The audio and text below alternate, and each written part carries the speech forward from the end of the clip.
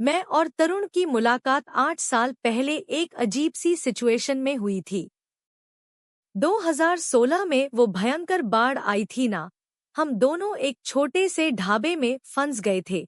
कस्बे की सड़कें बंद थी, मोबाइल नेटवर्क गया था। वहाँ कुछ लोकल लोग ताश खेल रहे थे। हम भी उनके साथ 6 घंटे तक पत्ते खेलते रहे।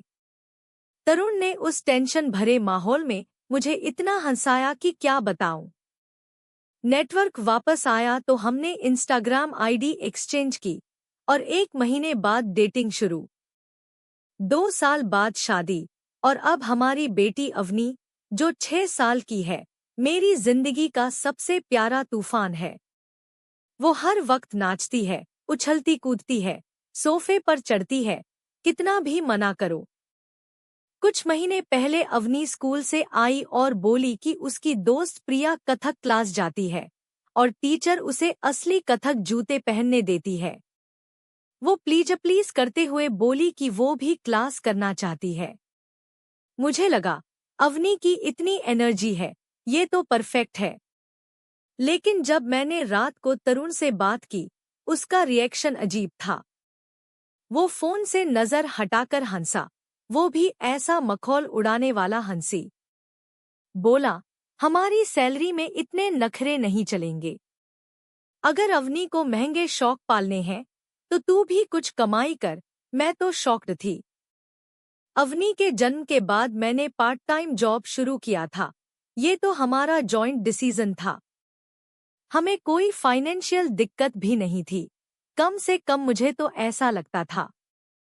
60 रुपए महीने की कथक क्लास तो कोई लग्जरी नहीं थी। जब मैंने ये कहा तो तरुण ने बैंक ऐप खोलकर दिखाया कि बिल्स के बाद कितना कम पैसा बचता है। नंबर्स कुछ गड़बड़ लगे, पर मैं समझ नहीं पाई। वो हमेशा फाइनेंस संभालता था, नंबर्स में उसकी पकड़ अच्छी है। मैंने हामी भर दी और एक ढाबे पर इवनिंग शिफ्ट की दूसरी नौकरी ले ली। शेड्यूल किलर था, दिन में रेगुलर जॉब, रात को वेट्रेस की ड्यूटी। थककर चूर हो जाती थी, पैर दुखते, तेल की गंध कपड़ों में। जब मैंने थकान का जिक्र किया तो तरुण बोला, तू ड्रामेबाजी मत कर, इतना कम कमा रही है, थकने का हक नहीं तुझे। मैंने गुस्सा पी लिया, क्योंकि ये अवनी के लिए था। पर 3 महीने बाद भी अवनी की कथक क्लास शुरू नहीं हुई। हर बार तरुण कोई ना कोई बहाना बनाता, क्लास फुल है, अगले सेशन तक रुकें, थोड़ा और बचाना होगा। इसी बीच मुझे कुछ अजीब चीजें दिखने लगी। अवनी मेरी नौकरी की रातों में जू जाने की बात करती या नई खिलौने लाती जो मैंने नहीं खरीदे थे। वो एक लीला नाम की औरत का जिक्र करने लगी, जो पापा की दोस्त थी। मैंने तरुण से कैजुअली पूछा तो बोला कि लीला उसकी कोवर्कर है, जो तलाक से गुजर रही है और कभी-कभी उनके साथ समय बिताती है, क्योंकि उसे बच्चों से अच्छा लगता है। बात समझ में आई, लेकिन फिर अवनी ने कुछ अजीब बातें कहीं, जैसे लीला की फोटोज मम्मी से बेहतर हैं, या क्या लीला मेरे बर्थडे पर आएगी। और सबसे बड़ा झटका, वो मुझे कभी-कभी मेरा कहने लगी मम्मी की जगह। पूछने पर बोली, लीला आपको मेरा कहती है, तो मैंने सोचा यही आपका नाम है। ये सुनकर मेरा दिमाग हिल गया। मैंने तरुण का इंस्टा और फेसबुक चेक किया, कुछ नहीं मिला। लीला का जिक्र दोबारा किया तो वो चिढ़ गया, बोला, तू पागलपन कर रही है, मेरी दोस्ती पर सवाल मत उठा। 3 महीने पहले मैं ढाबे से जल्दी घर आई, क्योंकि काम कम था। घर खाली था, तरुण की गाड़ी गायब, फोन नहीं उठा रहा। 1 घंटे बाद मैसेज आया कि वो अवनी के साथ आइसक्रीम खाने गए हैं। लेकिन जब वो आए, अवनी नया ड्रेस पहने थी, जो मैंने कभी नहीं देखा, और बोली कि वो कार्टून मूवी देखकर आए हैं, आइसक्रीम नहीं, मूवी। और उसमें लीला भी थी। बाद में मैंने तरुण से पूछा कि झूठ क्यों बोला, नए कपड़े कहाँ से आए, लीला हमारे परिवार में कौन है। उसने ठंडी नजरों से देखा और बोला, अगर तू थोड़ा मजेदार होती तो शायद अवनी अब भी तुझे मम्मी बुलाती। मैं सन्न रह गई, गुस्सा, दुख, शौक। मैं चुप रही क्योंकि कुछ कहना बेकार था। तब से मैंने गौर करना शुरू किया। तरुण के वर्क डिनर हमेशा मेरी छुट्टी की रातों में होते। अवनी बताती कि मेरी नाइट शिफ्ट में वो लीला के घर रुकती है। क्रेडिट कार्ड में रेस्तरां और मूवी की पेमेंट्स दिखीं जब तरुण ने कहा था कि वो ऑफिस में लेट है। उसके पास नए कपड़े थे, नई स्मार्ट वॉच, लेकिन अवनी की कथक क्लास, वो अभी भी महंगी थी। पिछले हफ्ते मैं अवनी के कमरे की सफाई कर रही थी और उसके ड्रॉर में कुछ फोटोज मिली। तरुण, अवनी और एक औरत जो शायद लीला थी। Amusement park, water park, Christmas gathering की तस्वीरें। पीछे डेट थी। ये सब 1 साल से ज्यादा से चल रहा था, मेरी दूसरी नौकरी से पहले। लीला इंस्टा इन्फ्लुएंसर टाइप थी, गोरी, परफेक्ट दांत, महंगे कपड़े। एक फोटो में अवनी कथक ड्रेस में थी। तारीख थी 1 साल पहले। मतलब तरुण उसे कथक क्लास ले गया था और फिर बंद कर दिया, मुझे बिना बताए। मैंने सबूत जमा करना शुरू किया। बैंक स्टेटमेंट्स, फोटोज, सब कुछ। मैंने ढाबे की शिफ्ट्स बदल दी ताकि अवनी के साथ ज्यादा वक्त बिता सकूं। वकील से अपॉइंटमेंट लिया। मैं थक गई थी उसकी गैसलाइटिंग से, उसकी दूसरी जिंदगी से, और ये देखते हुए कि मेरी बेटी मुझसे दूर जा रही थी। पहला अपडेट, मैंने बैंक जाकर हमारे जॉइंट अकाउंट की डिटेल्स मांगी।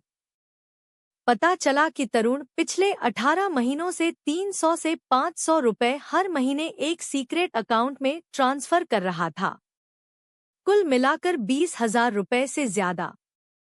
और मैं यहाँ 60 रुपए की कथक क्लास के लिए रात दिन ढाबे पर खट रही थी। स्टेटमेंट्स में रेस्तरां, होटल और एक ज्वेलरी स्टोर की 1,000 रुपए की खरीदारी दिखी जब मुझे क्रिसमस पर 20 रुपए का स्कार्फ मिला था। मैंने तरुण के डेस्क की तलाशी ली। एक क्रेडिट कार्ड स्टेटमेंट मिला जिसमें 2 प्लेन टिकट्स थे, एक तरुण के नाम, एक लीला हरिहरन के। वो बोला था कि वो ट्रेनिंग के लिए अपस्टेट गया था, पर असल में फ्लोरिडा गया था। फिर एक प्रॉपर्टी टैक्स स्टेटमेंट मिला, एक फ्लैट का, जो सिर्फ तरुण के नाम पर था, मेरे शहर में, जिसके बारे में मुझे कुछ नहीं पता था। सब कुछ क्लियर हो गया। मेरी दूसरी नौकरी का मकसद पैसा नहीं, बल्कि मुझे घर से दूर रखना था, ताकि लीला अवनी की मम्मी बन सके। मैंने सबूतों की फोटोज ली, सब कुछ वैसा ही रखा और वकील से मिलने की तैयारी शुरू कर दी। मैंने ढाबे की शिफ्ट सुबह की कर दी ताकि अवनी के साथ ज्यादा वक्त बिता सकूं। कम पैसे मिलते थे, पर मैं अपनी बेटी का बचपन नहीं खोना चाहती थी। एक दिन मैंने अवनी को आइसक्रीम के लिए ले जाकर पूछा कि क्या वो अभी भी कथक क्लास करना चाहती है। उसकी आंखों की चमक ने सब बता दिया। मैंने उसी वक्त उसे प्रिया की कथक क्लास में दाखिल कर दिया, अपनी टिप्स की कमाई से 3 महीने का एडवांस दिया। अवनी पार्किंग में उछलने लगी। मैंने कहा कि ये हमारा स्पेशल सीक्रेट है, लीला को बताने की जरूरत नहीं। मैंने लीला का इंस्टा ढूंढ लिया, प्राइवेट था, पर प्रोफाइल पिक्चर से कंफर्म हुआ कि वही थी। लिंक्डइन पर देखा, वो तरुण की कंपनी में काम करती थी। उस फ्लैट का रजिस्ट्रेशन मिला जो तरुण ने मेरी पीठ पीछे खरीदा था। मैंने सारे डॉक्यूमेंट्स की कॉपी बनाई, मम्मी को दी और एक अलग बैंक अकाउंट में अपनी टिप्स जमा करने लगी। पिछले मंगलवार को वकील से मिली। मैंने सब कुछ बताया, सीक्रेट अकाउंट्स, फ्लैट, लीला। उसने कहा कि मेरे पास डिवोर्स के लिए मजबूत केस है। मैंने सोचा कि मैं क्या चाहती हूँ, अवनी को पूरी तरह वापस, फाइनेंशियल स्टेबिलिटी, लीला को हमारी जिंदगी से बाहर, और तरुण को उसके झूठ की सजा। तरुण अब नर्वस दिखने लगा था। ज्यादा फोन चेक करता, लेट आता, जल्दी निकलता। एक रात मैंने उसे बाहर फोन पर बहस करते सुना, कुछ शक हो रहा है और टाइम चाहिए जैसी बातें। मैंने कुछ नहीं कहा, लेकिन अगली रात वो अजीब तरह से चिढ़ गया। किचन में चक्कर काटते हुए बोला कि कथक क्लास बेकार खर्चा है। मैंने सब्जी काटते हुए कहा कि मैंने अपनी टिप्स से 3 महीने का एडवांस दे दिया है। वो चिल्लाया, टेबल पर हाथ मारा, पूछा कि पैसे कहाँ से आए। मैंने कहा, मेरी मेहनत की कमाई, मेरी मर्जी। वो गुस्से में दरवाजा पटककर चला गया। अवनी डर गई। मैंने उसे गले लगाया और हमने गर्ल्स नाइट की, पिज्जा, नेल पेंट और कथक प्रैक्टिस। अगली सुबह तरुण की मम्मी का मैसेज आया कि क्या हम उनकी एनिवर्सरी पार्टी में आ रहे हैं। बोली कि वो लीला को भी मिलने के लिए एक्साइटेड है। मैंने जवाब दिया कि हाँ, हम आएंगे और लीला से मिलना अच्छा रहेगा। स्क्रीनशॉट सेव किया। फिर वकील को फोन किया। ये परफेक्ट मौका था सब कुछ सामने लाने का। उसने कहा कि रिस्की है, लेकिन काम कर सकता है। मैंने एक टू डोजर बनाया, bank statements, photos, property papers, सब कुछ ऑर्गेनाइज्ड। दूसरा अपडेट, अब पार्टी का दिन नजदीक था। मैंने तरुण की मम्मी को फोन किया, पूछा कि वो लीला के बारे में क्या जानती हैं। उन्होंने बताया कि तरुण ने कहा था कि मैं अपनी दूसरी नौकरी में बिजी हूँ और लीला अवनी की मदद करती है। ये सुनकर मेरा खून खौल गया। मैंने अपनी मम्मी को सब बताया। वो गुस्से में थी, बोली कि वो तुरंत आएंगी। मैंने कहा कि मुझे खुद हैंडल करना है, लेकिन वो पार्टी के बाद आएंगी। मैंने अवनी के साथ टाइम बिताना शुरू किया। कथक क्लास में मैंने पेरेंट क्लास ज्वाइन की। मैं तो बिल्कुल बेकार हूँ, पर अवनी को मेरी बेवकूफ़ी मज़ेदार लगती है। एक दिन आइसक्रीम खाते वक्त उसने पूछा कि क्या मैं लीला से नाराज हूँ।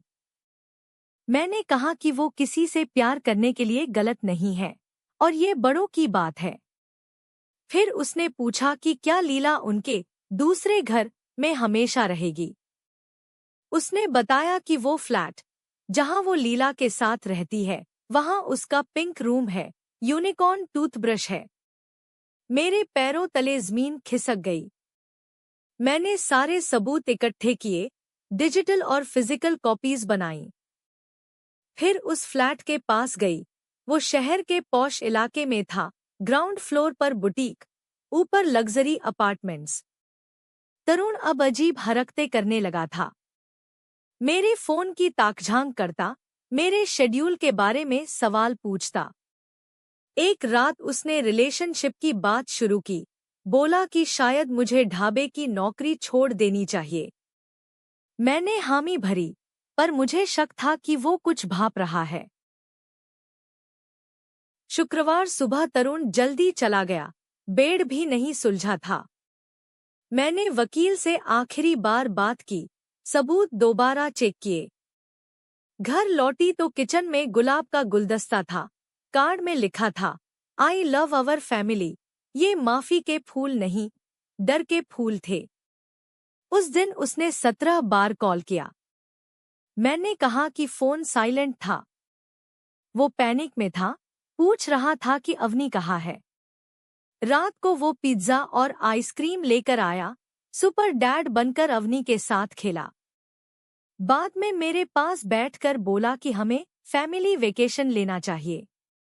मैं सिर्फ सुनती रही, उसकी एक्टिंग देखती रही। उसने कहा कि लीला शायद पार्टी में नहीं आएगी, कुछ फैमिली इमरजेंसी है। मैंने कहा, अच्छा, मिलना अच्छा होता। अगली सुबह वो मुझे सोते हुए घूर रहा था, अजीब तरीके से। फिर मेरे फोन में ताकझांक करता पकड़ा गया। मैंने मम्मी को बुला लिया और हम घर पहुंचे। तरुण मम्मी को देखकर घबरा गया, लेकिन चालाकी से बात करने की कोशिश की। मैंने कहा कि मैं मम्मी के यहाँ रुकूंगी। वो कुछ नहीं बोल पाया। Final update. पार्टी के दिन मैं, मम्मी और अवनी 3 बजे पहुंचे। तरुण बाहर टहल रहा था, बिखरा हुआ, शर्ट सिलवटों में। उसने मुझे अकेले बात करने को कहा, पर मैंने कहा कि पहले उसके मम्मी पापा से मिलूंगी। अंदर उनके 40 साल की शादी की फोटोज थी। मैंने उसकी मम्मी को वो फोल्डर दिया, कहा, हमारे परिवार के बारे में ये देखिए। वो देखने लगी। सीक्रेट अकाउंट्स, लीला के साथ फोटोज, फ्लैट के पेपर्स। तरुण ने कहा कि ये गलतफहमी है, लेकिन उसके पापा ने फोल्डर लिया और पढ़ने लगे। आधे घंटे बाद लीला आई। तरुण उसे ले जाने की कोशिश करने लगा, लेकिन उसकी बहन ने पूछा कि क्या उसे पता है कि तरुण शादीशुदा है। लीला बोली कि तरुण ने कहा था कि हम अलग हो चुके हैं। उसकी बहन ने क्रिसमस की फैमिली फोटो दिखाई। लीला चुप रही और चली गई। अवनी बाहर मम्मी के साथ खेल रही थी। शुक्र है। तरुण के पापा ने पूछा कि क्या ये सब सच है। मैंने कहा हाँ। उसकी मम्मी ने पूछा कि मैंने पहले क्यों नहीं बताया। मैंने कहा कि मुझे हाल ही में पता चला। हम जल्दी चले गए। उस रात तरुण ने बार बार कॉल किया, मैंने नहीं उठाया। अगले दिन मैं वकील के पास गई, डिवोर्स पेपर्स फाइल किए। तरुण ने कस्टडी के लिए झगड़ा शुरू किया, कहा कि मैं उसे अवनी से दूर कर रही हूं। वो फ्लैट में शिफ्ट हो गया। अवनी के लिए ये सब सबसे मुश्किल है। वो पूछती है कि पापा कहाँ हैं, क्या वो और लीला उससे नाराज हैं। मैं कहती हूँ कि हम उसे बहुत प्यार करते हैं, लेकिन कुछ दिन वो रात को रोती है। मैंने ढाबे की शिफ्ट्स कम कर दी, ताकि अवनी के साथ रहूं। पैसे टाइट हैं, तरुण का सपोर्ट अभी कोर्ट में अटका है। लेकिन अवनी की कथक क्लास जारी है, उसकी मुस्कान मेरी ताकत है। तरुण 2 बार ढाबे आया। पहली बार बोला कि बात करनी है, मैंने कहा कि मैं काम में बिजी हूं। मैनेजर ने उसे भगा दिया। दूसरी बार वो बाहर इंतजार कर रहा था, बोला कि उसने गलती की, सब ठीक करना चाहता है। मैंने कहा कि अब बहुत देर हो चुकी है। उसकी मम्मी ने फोन किया, पूछा कि अवनी कैसी है। वो दुखी थी, शायद गिल्ट में। मैंने कहा कि मुझे उनसे कोई शिकायत नहीं, लेकिन अभी टाइम चाहिए। वकील ने पता लगाया कि तरुण ने ऑफिस में साइड कॉन्ट्रैक्ट्स लिए थे, उस पैसे को सीक्रेट अकाउंट में डाला। उसी से फ्लैट, ट्रिप्स, सब कुछ खरीदा। और मैं यहाँ टिप्स गिन रही थी कथक जूतों के लिए। डिवोर्स में अभी महीनों लगेंगे, लेकिन अब मैं ढोंग नहीं कर रही। कुछ दिन मैं अवनी के साथ हंसती खेलती हूँ, कुछ दिन स्कूल ड्रॉप करने के बाद गाड़ी में रोती हूँ। लेकिन अब मैं सच के साथ जी रही हूँ।